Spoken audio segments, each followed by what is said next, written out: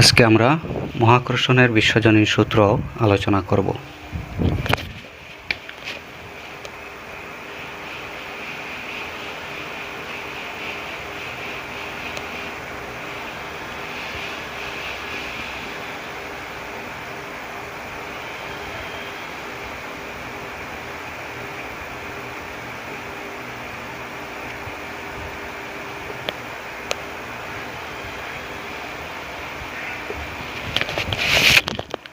আমরা দেখেছি যে বিশ্বব্রহ্মাণ্ডের সকল বস্তু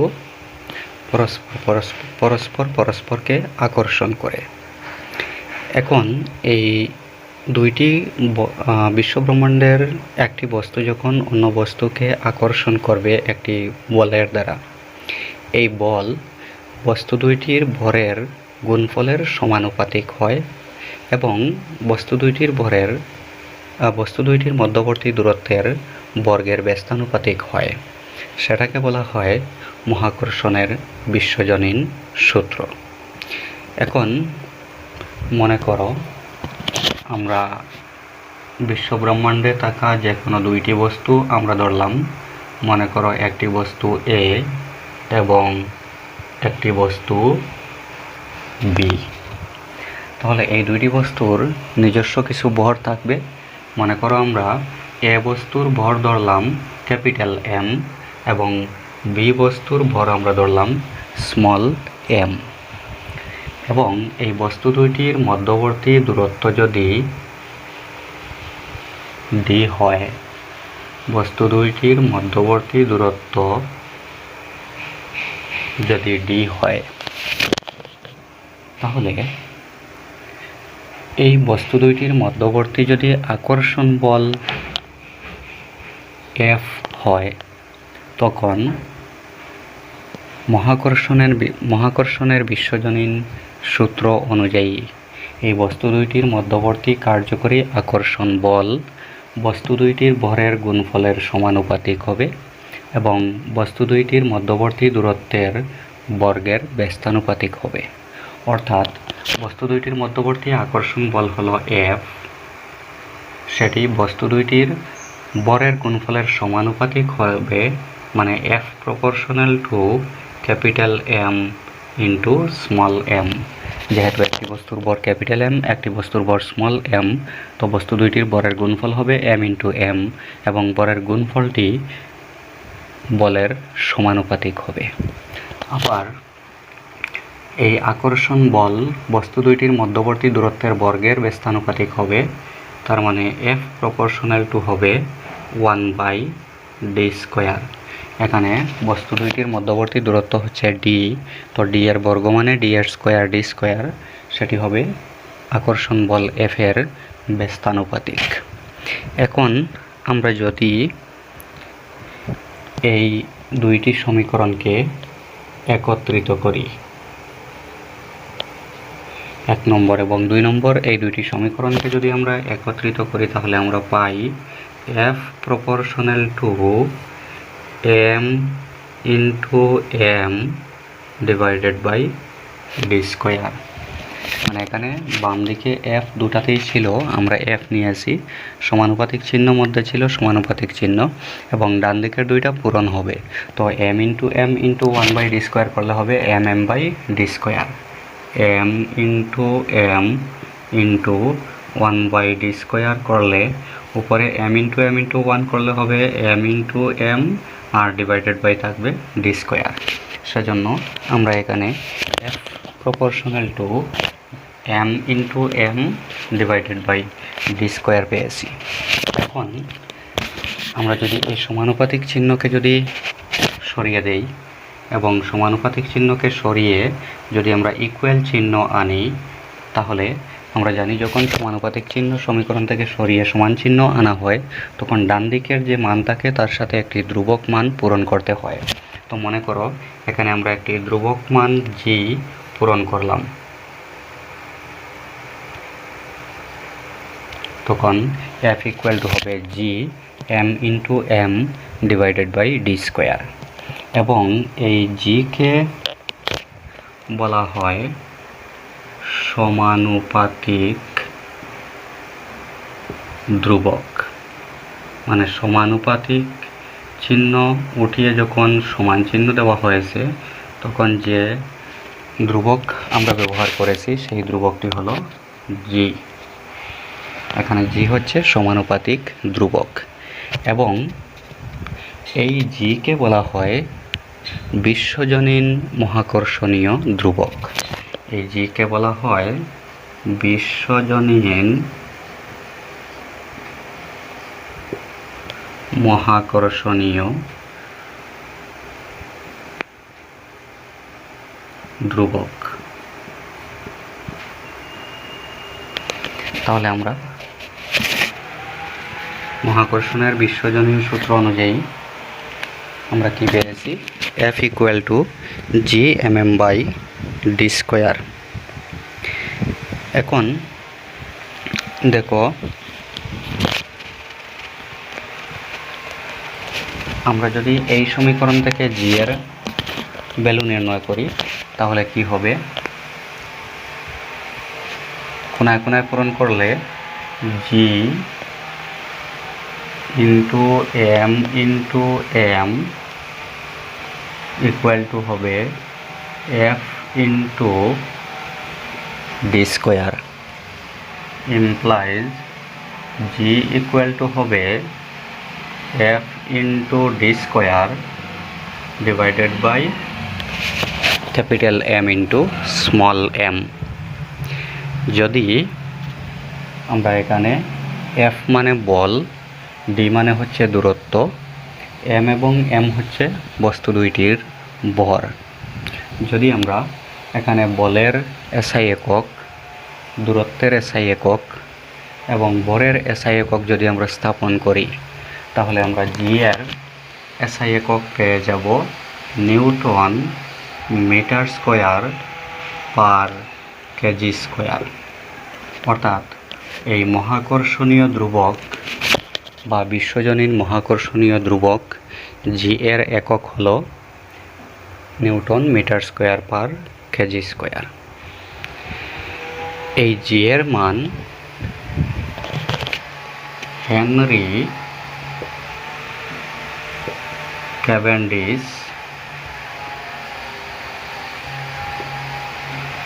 ক্যাভেন্ডিশ সংবেদনশীল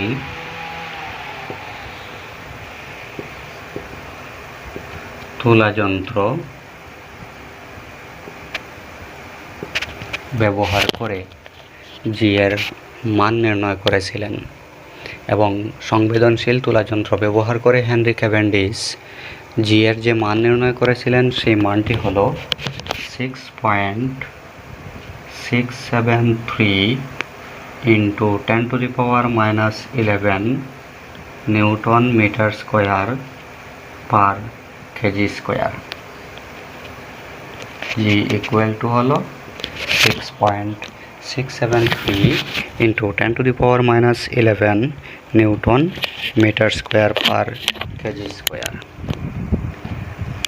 এখন আমরা বিশ্বব্রহ্মাণ্ডের প্রত্যেক বস্তু একে অপরকে আকর্ষণ করে এবং বিশ্বব্রহ্মাণ্ডের সকল বস্তু যেহেতু একে অপরকে আকর্ষণ করে, আমরা যে কোনো দুইটি বস্তু যখন এ এবং বি নিলাম যাদের ভর এম এবং এম নিলাম, তখন আমরা দেখলাম যে মহাকর্ষণের বিশ্বজনীন সূত্র অনুযায়ী আকর্ষণ বল এফ ইকুয়াল টু হচ্ছে G M M by D square. এখন মনে করো আমরা দেখেছি যে পৃথিবী অন্য কোনো বস্তুকেও আকর্ষণ করে, তাহলে এখন পৃথিবী পৃষ্ঠে যদি কোনো বস্তু থাকে তাহলে পৃথিবী এবং পৃথিবী পৃষ্ঠে থাকা বস্তুর মধ্যবর্তী যে আকর্ষণ বল তার পরিমাণ কি হবে? তো যদি পৃথিবী এবং পৃথিবী পৃষ্ঠে কোনো বস্তু স্থাপন করা হয়, পৃথিবীর ভর যদি আমরা ক্যাপিটাল এম ধরি এবং পৃথিবী পৃষ্ঠে থাকা বস্তুর ভর যদি আমরা স্মল এম ধরি, তখন বস্তু দুইটির মধ্যবর্তী আকর্ষণ বল যদি এফ হয় আর বস্তু দুইটির মধ্যবর্তী দূরত্বকে আমরা ধরব এখানে আর। মানে বস্তু দুইটির মধ্যবর্তী দূরত্ব আগের ক্ষেত্রে আমরা ডি ধরেছি, এখন আর ধরেছি, একই সূত্র। কিন্তু আসলে এখানে দেখো, যেহেতু পৃথিবী পৃষ্ঠতে একটি বস্তু রাখা আছে, তো পৃথিবী পৃষ্ঠ এবং বস্তুটির মধ্যবর্তী দূরত্ব হবে পৃথিবীর কেন্দ্র থেকে এই বস্তুর দূরত্ব, তার মানে পৃথিবীর ব্যাসার্ধ।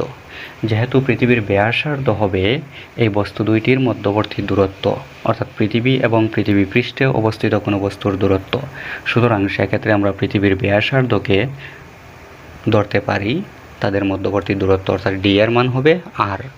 তাহলে যদি ডি এর মান আর হয়, তখন এই সূত্র অনুযায়ী এফ ইকুয়াল টু হবে G M M divided by R square. মানে যদি পৃথিবী এবং পৃথিবী পৃষ্ঠে কোনো বস্তু থাকে, তাহলে আমরা F equal to G M M by D স্কোয়ারের পরিবর্তে F equal to G M M by R square এই সূত্র ব্যবহার করব। এখানে এফ আকর্ষণ বল, জি মহাকর্ষণের বিশ্বজনীন ধ্রুবক, যার মান 6.673 into 10⁻11 newton metre square per kg square. M, capital M হচ্ছে পৃথিবীর ভর এবং স্মল এম হচ্ছে পৃথিবী পৃষ্ঠে থাকা বস্তুর ভর, আর আর হলো পৃথিবীর ব্যাসার্ধ। এই সূত্রের সাহায্যে আমরা পৃথিবী এবং পৃথিবী পৃষ্ঠে অবস্থিত কোনো বস্তুর মধ্যবর্তী যে আকর্ষণ বল, সেই আকর্ষণ বলের পরিমাণ আমরা নির্ণয় করতে পারব। এখন এই যে মহাকর্ষণের যে সূত্র, এই মহাকর্ষণের সূত্রকে বলা হয় বিশ্বজনীন মহাকর্ষণের সূত্র বা মহাকর্ষণের বিশ্বজনীন সূত্র। কেন সেটাকে মহাকর্ষণের বিশ্বজনীন সূত্র বলা হয়? এই যে মহাকর্ষণের সূত্র দুইটি বস্তুর, বিশ্বব্রহ্মাণ্ডের যে কোনো দুইটি বস্তুর মধ্যবর্তী আকর্ষণ বল বস্তু দুইটির ভরের গুণফলের সমানুপাতিক এবং বস্তু দুইটির মধ্যবর্তী দূরত্বের বর্গের ব্যস্তানুপাতিক। এই সূত্রটি বিশ্বব্রহ্মাণ্ডের সকল বস্তুর ক্ষেত্রে প্রযোজ্য। তো যেহেতু বিশ্বব্রহ্মাণ্ডের সকল বস্তুর ক্ষেত্রে এই সূত্রটি প্রযোজ্য, সেজন্য এই সূত্রকে বলা হয় বিশ্বজনীন মহাকর্ষণের সূত্র বা মহাকর্ষণের বিশ্বজনীন সূত্র। ঠিক আছে, এখন আমরা এই যে সূত্র পেয়েছি F equal to G M M by D square, অথবা পৃথিবীর ক্ষেত্রে F equal to G M M by R square, এই সূত্রগুলোর সাহায্যে কিছু গাণিতিক সমস্যা এই চ্যাপ্টারে দেওয়া আছে। সেই গাণিতিক সমস্যাগুলোর সমাধান আমরা করব। যেমন প্রথমে আমরা একটি গাণিতিক সমস্যার সমাধান করব, যে সমস্যাটি তোমাদের বইতে উদাহরণ 10.1-এ দেওয়া আছে। উদাহরণ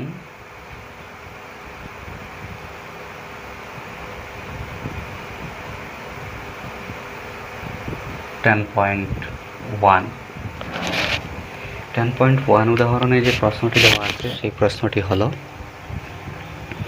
পৃথিবীর ভর 6 × 10⁻24 কেজি এবং চন্দ্রের ভর 7.4 × 10⁻22 কেজি। পৃথিবী এবং চন্দ্রের মধ্যবর্তী দূরত্ব যদি 3.84 × 10⁵ কিলোমিটার হয়, পৃথিবীর দ্বারা চন্দ্রের উপর প্রযুক্ত বলের পরিমাণ নির্ণয় করো। জি ইকুয়াল টু দেওয়া আছে 6.7 × 10⁻11 newton metre square per kg square.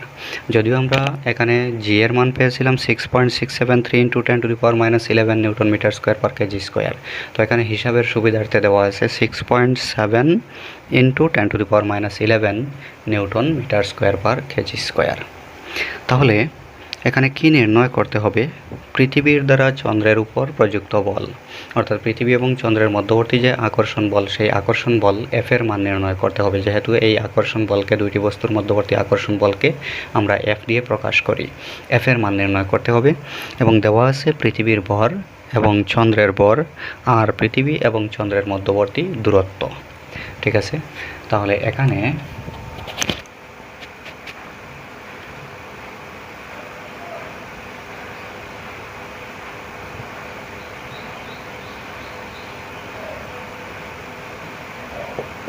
পৃথিবীর ভর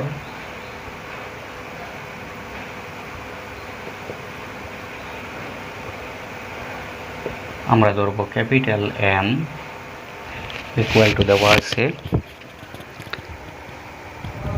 6 ইন্টু 10⁻24 কেজি। 6 into 10⁻24 KG. চন্দ্রের ভর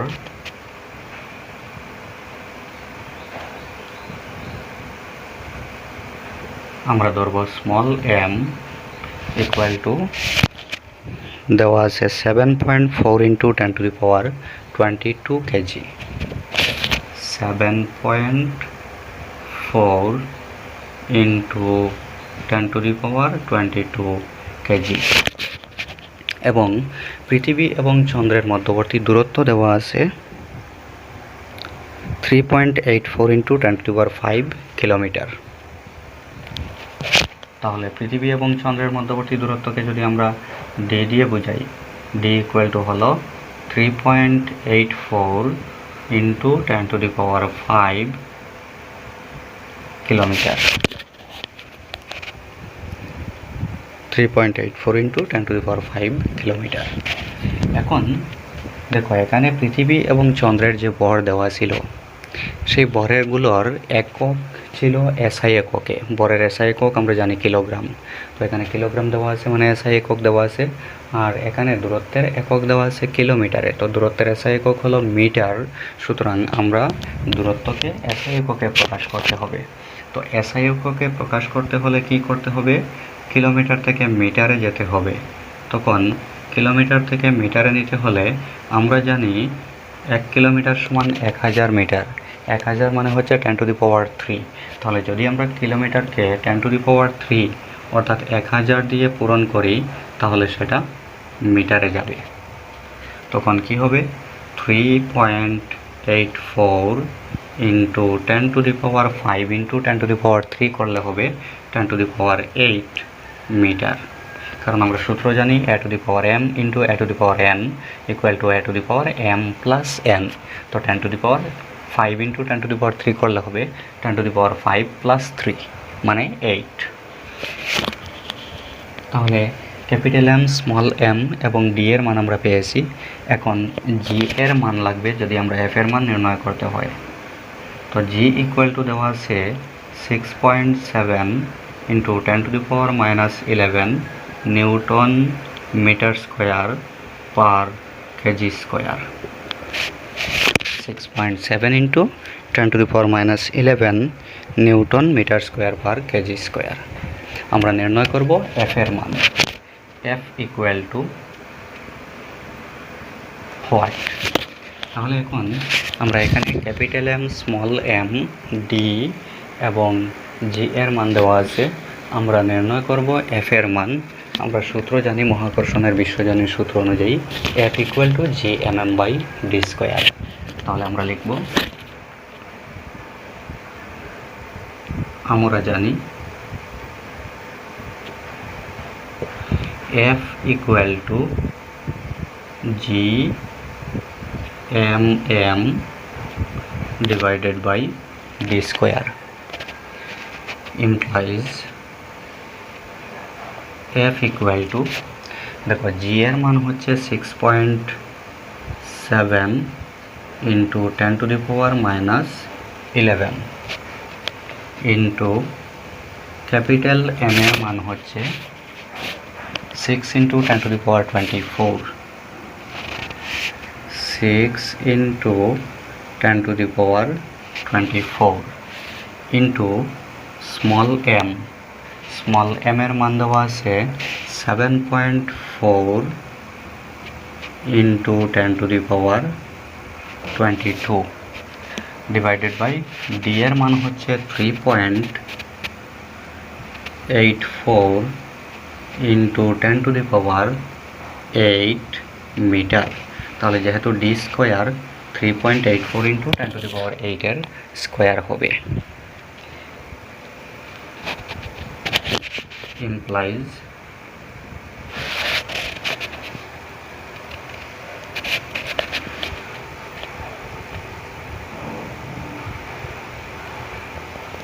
f ইকুয়াল টু, এখন এখানে উপরে 6.7 ইন্টু 6 ইন্টু 7.4 পূরণ করতে হবে। তো প্রথমে আমরা 6.7কে 6 দিয়ে পূরণ করব, 6.7কে পূরণ করব 6 দিয়ে। 6 7 42-এর 2 হাতে আছে 4, 6 6 36 আর 4-এ 40, দশমিক আছে 1 গড় বামে। এখন এই পূরণফল 40.2, প্রথম দুইটি 6.7 ইন্টু 6 পূরণ করে হয়েছে 40.2, তাকে আমরা পূরণ করব 7.4 দিয়ে, 7.4 দিয়ে। 4 দুগুণা 8, 4 0 0, 4 4 16, 7 দিয়ে 7 দুগুণা 14, এর 4 হাতে আছে 1, 7 0 0 আর 1 1, 4 7 28, যোগ করলে 8, 4 6 আর 1 7, 1 আর 8 9, 2 আর 2, দশমিক। এখানে আছে 1 গড় বামে, এখানে আছে 1 গড় বামে, তাহলে টোটাল হবে 2 গড় বামে। তো কত হলো? 297.48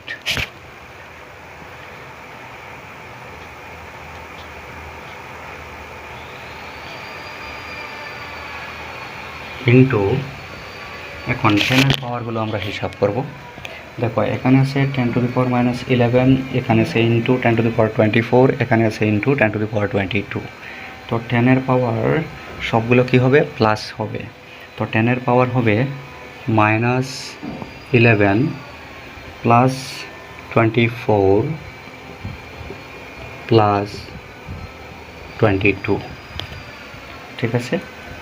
করলে এখানে মাইনাস 11 প্লাস, এই দুটার সামনে সেম চিহ্ন আছে, আমরা দুইটাকে প্লাস করব। 2 আর 4-এ 6, 2 আর 2-এ 4। এখন একটা প্লাস একটা মাইনাস বিয়োগ হবে, 6 থেকে 1 গেলে 5 আর 4 থেকে 1 গেলে 3, তার মানে 10-এর পাওয়ার হবে 35। 10 to the power 35 divided by 3.84 into 10 to the power 8 whole thing square. তো 3.84 ইন্টু 10 টু দি পাওয়ার 8-এর স্কোয়ার করতে হবে। প্রথমে আমরা 3.84-এর স্কোয়ার করব। দেখো 3.84-এর স্কোয়ার মানে 3.84 ইন্টু 3.84, পূরণ করলে 4 4 16, এর 4 6 হাতে আছে 1, 4 8 32, হাতে রেখে 33-এর 3 হাতে আছে 3, 3 4 12, হাতের 3-এ 15, 4 8 32-এর 2 হাতে আছে 3, 8 8 64, 8 3 67, 7 হাতে আছে 6, 3 8 24, 8 6 30। এখন 3 দিয়ে 3 4 12, এর 2 হাতে আছে 1, 3 8 24 আর 1 25, এর 5 হাতে আছে 2, 3 4 9, হাতে রেখে 10, সরি 3 4 12, এর 2 হাতে আছে 1, 3 8 24, হাতে রেখে 25, এর 5 হাতে আছে 2, 3 4 9, হাতের 2-এ 11। আবার চেক করি, 4 4 16, এর 6 হাতে আছে 1, 4 8 32 আর 1 33, এর 3 হাতে আছে 3, 3 4 12 আর 3-এ 15, 4 8 32, এর 2 হাতে আছে 3, 8 8 64 আর 3 67, এর 7 হাতে আছে 6, 3 8 24 আর 6 30, 3 4 12, এর 2 হাতে আছে 1, 3 8 24 আর 1 25, এর 5 হাতে আছে 2, 3 3 9 আর 2-এ 11। এখন প্লাস করব, 6, 3 আর 2-এ 5, 5 আর 7-এ 12 আর 2-এ 14, এর 4 হাতে আছে 1, 1 আর 5-এ 6, হাতে রেখে 7, 3 আর 1-এ 4, 1 এর 1, আর দশমিক। এখানে 2 গড়, এখানে 2 গড়, টোটাল আসবে 4 গড় বামে, 1 2 3 4 এখানে আসবে, তাহলে হবে 14.7456, 14.7456 ইন্টু 10-এর পাওয়ার ছিল 8, যখন স্কোয়ার করা হবে তখন 10-এর পাওয়ার হবে 16, ঠিক আছে?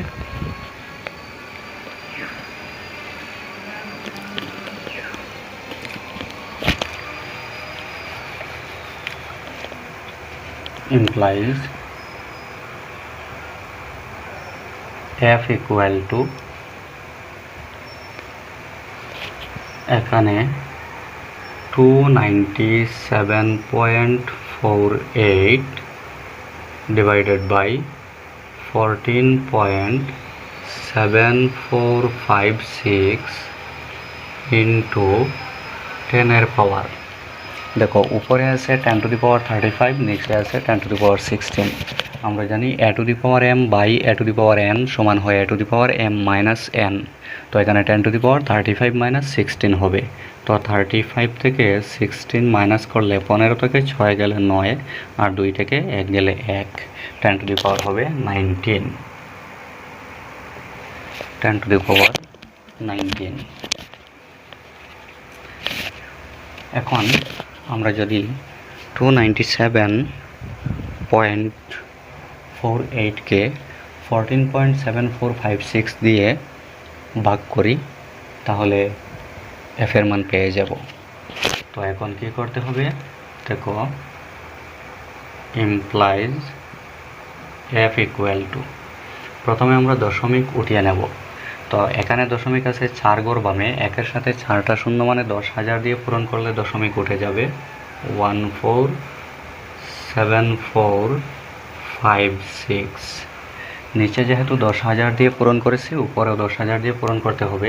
তো উপরে 10,000 দিয়ে পূরণ করলে 2974800 হবে, ইন্টু আছে 10⁻19। এখন এখানে কাটাকাটি যাবে, তো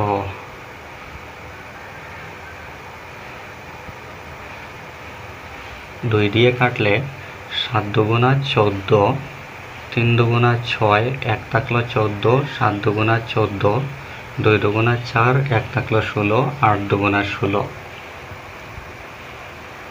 উপরে 2 দিয়ে কাটলে 2 একে 2, 4 দুগুণা 8, 1 থাকলো 17, 8 দুগুণা 16, 1 থাকলো 14, 7 দুগুণা 14, 4 দুগুণা 8, 0 2টা। ঠিক আছে, এখন দেখো 4 দিয়ে যায় কিনা, তখন একটু ছোটো হবে। 4 দিয়ে এখানে 4 একে 4 থাকবে 3, 4টা 32, 4 4 16 যাবে, তাহলে 4 দিয়ে কাটবো। 4 একে 4 থাকলো 3 33, 4টা 32 থাকলো 1 17, 4 4 16 থাকলো 1 12, 3 4 12, আর 4 দুগুণা 8। নিচে 4 দিয়ে কেটেছি, তাহলে উপরেও 4 দিয়ে কাটতে হবে। তো 4 দিয়ে কাটলে 3 4 12 থাকলো 2 28, 4 7 28, এখানে যাবে একবার 4 একে 4 থাকলো 3 34, 4 8 32 থাকলো 2, 0 নিলে 20, 4 5 20, আর একটা 0। ঠিক আছে, এবার 1 আর 8 9, আর 4 13, আর 3 16, আর 2 18, 3 এর সাথে 10 আর 1 11, আর 8 19, আর 5 24। 6 দিয়ে কাটা যাবে, 6 দিয়ে 3 6 18, 4-এর মধ্যে 6 যাবে না, একটা 0 দিয়ে নিলাম 3। এখন 6 দিয়ে 6-এর সাথে 42 থাকলো 1 12, 6 দুগুণা 12। এখানে 6 দিয়ে কাটলে 6 6 36, 1 থাকলো 11, 6 একে 6, 5 থাকলো 58, 6 নং 54, 4 থাকলো 45, 6 7 42, 3 থাকলো 30, 5 6 30। ঠিক আছে, এখন এটাকে 2 দিয়ে কাটা যাবে, কিন্তু এটাকে 2 দিয়ে কাটা যাবে না। 3 দিয়ে 7 আর 2 9 3 12, এখানে 6 আর 1 7 আর 9 16, 16 আর 7 23 আর 5 28, 3 দিয়ে যাবে না। 7 দিয়ে যায় কিনা, 4 7 28, 2 27, 3 7 21, 6 62, 7 দিয়েও যাবে না। তাহলে এখন ভাগ করতে হবে। আমরা কি পেয়েছি দেখো, f equal to 61975 divided by 3072 into 10⁻19। এখন আমরা 3072 দিয়ে 61975কে ভাগ করতে হবে। 3072 দিয়ে 61975কে ভাগ করব। তো 6197 এর মধ্যে 3072 যাবে দুইবার গেলে 2 দুগুণা 4, 7 দুগুণা 14, এর 4 হাতে আছে 1, 2 শূন্য শূন্য আর 1 1, 3 দুগুণা 6, বিয়োগ করলে 7 থেকে 4 গেলে 3, 9 থেকে 4 গেলে 5। এখন নামিয়ে আনলাম 5 নামানোর পর হলো 535। দেখো এখনও ছোটো আছে, নামানোর পর যদি ভাগ যায় না তাহলে আমরা ফলে একটি 0 দিব, দিয়ে তারপরের সংখ্যা নামাবো। তো তারপরে যেহেতু নামানোর নেই, সুতরাং আমরা এখানে দশমিক দিয়ে 0 দেব। এখন যাবে একবার গেলে 3072, বিয়োগ করলে 10 থেকে 2 গেলে 8, 4 থেকে 7 যায় না, 1 আনলাম 14, 14 থেকে 7 গেলে 7, 2 থেকে 0 গেলে 2, আর 5 থেকে 3 গেলে 2। ঠিক আছে, 10 থেকে 2 গেলে 8, 14 থেকে 7 গেলে 7, 2 থেকে 0 গেলে 2, 5 থেকে 3 গেলে 2। দশমিক আছে, আমরা 0 দিতে পারবো। এখন যাবে 7 বার যাবে। তো আমরা এতটুকু পর্যন্তই রাখলাম, বাকি দিক আর করার প্রয়োজন নেই, মানে দশমিকের পর বেশি রাখার প্রয়োজন নেই। তাহলে আমরা কত পেয়েছি? 20.17 implies f equal to 20.17 into আছে 10 to the power 19 implies f equal to। এখন আমরা এই সংখ্যাটিকে আদর্শ রূপে প্রকাশ করব।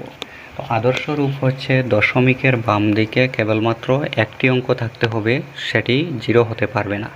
তাহলে সেই হিসাবে দশমিকটাকে এখানে আনতে হবে।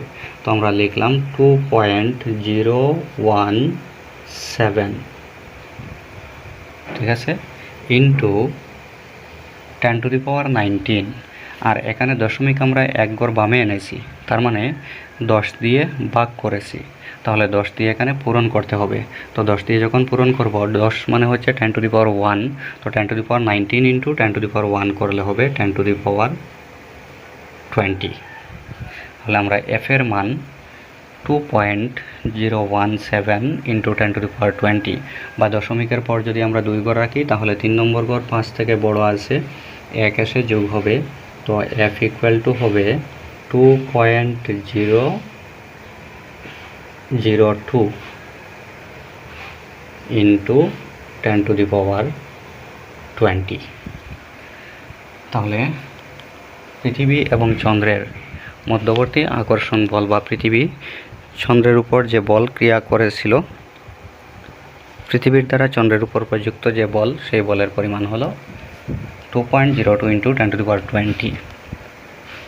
তাহলে আমরা নিচে লিখব, অতএব নির্ণেয় বলের পরিমাণ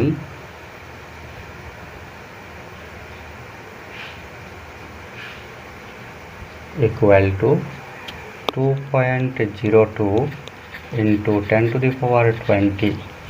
আর যেহেতু এইগুলোর একক এসআই এককে ছিল, তাহলে বলেরও এসআই একক হবে। বলের এসআই একক আমরা জানি নিউটন, এন। আনসার, ঠিক আছে। তাহলে আজকে এতটুকু পর্যন্ত থাকলো, পরের দিন আমরা পরবর্তী টপিকস আলোচনা করব, ঠিক আছে।